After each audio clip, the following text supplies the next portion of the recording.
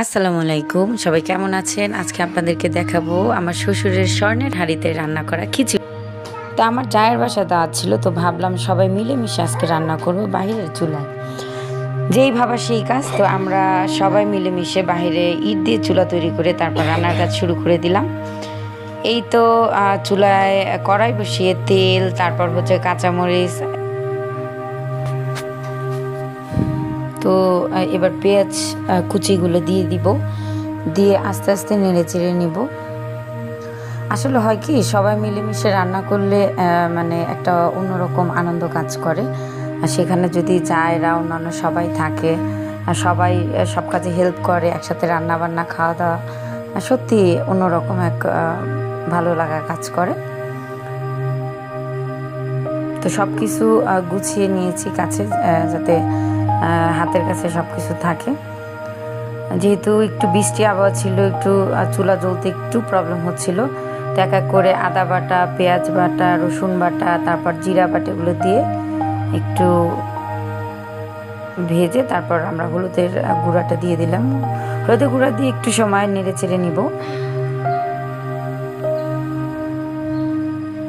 এবার হচ্ছে আমরা মরিচের গুঁড়াও দিয়ে দিব। মরিচের গুঁড়া দিয়েও অনেকক্ষণ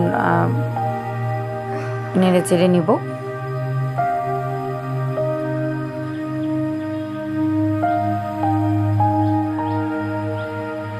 অনেক সুন্দর একটা কালার চলে আসছিল। একটু পানি দিয়ে নিলাম যাতে নিচে লেগে না পড়ে। এবার গরম মশলা সবগুলো ছেঁচে তারপর দিয়ে দিলাম। এবার গরুর মাংসটা দিয়ে দিব। এটা কিন্তু আমাদের কোরবানির মাংস। এবার গরুর মাংস দিয়ে ভালোভাবে নেড়ে চেড়ে নিব।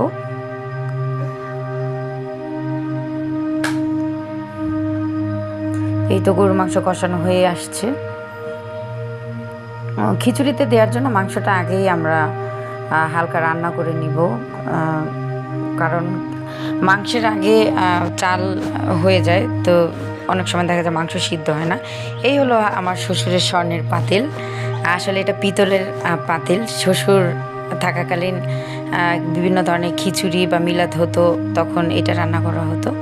তো এটার মধ্যে আস্তে আস্তে সব মশলা দিয়ে, পেঁয়াজ, ডাল দিয়ে ভালো করে কষি, এবার পানি দিয়ে একটু নেড়ে চেড়ে নিব।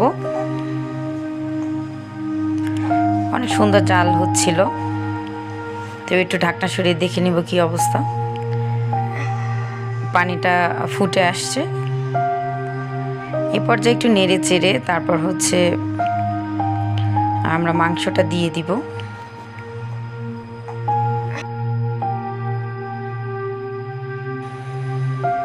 এই তো আমাদের খিচুড়ি হয়ে আসছে। অনেক সুন্দর একটা ঘ্রাণ আসছিল এবং অনেক ধোঁয়া হচ্ছিল, খুব ভাল লাগছিল। সবাই মিলেমিশে রান্না করেছি। এই হচ্ছে আমাদের খিচুড়ি হয়ে আসছে। তো খিচুড়ির ফাইনাল লুক হচ্ছে এটা।